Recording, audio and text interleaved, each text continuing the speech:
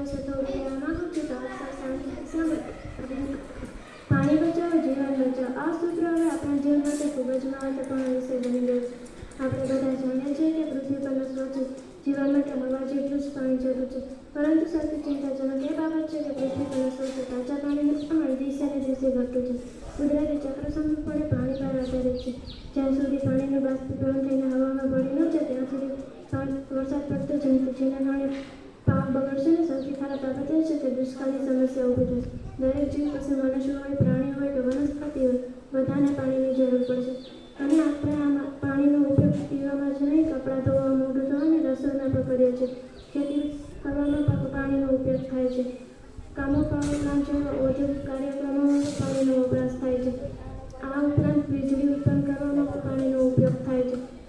પૃથ્વી પર 1 ભાગ જમીન અને 3 ભાગ પાણી છે. આમ છતાં કેટલાક દેશો પાણીની અછતના કારણે સામનો કરી રહ્યા છે. દિવસે ને દિવસે જળસંકટ વિકટન થઈ રહ્યું છે. કુદરતી ચક્ર થઈ રહ્યું છે. જીવનમાં ડગલે ને પગલે પાણીની જરૂર પડે છે. તેથી જ પ્રાચીન કાળના મનુષ્ય નદી કિનારે વસવાટ કરે છે. નદીઓ મનુષ્ય માટે ગૌ માતા છે અને નદીઓ મનુષ્ય માટે વરદાન છે. અર્થચેન જેવું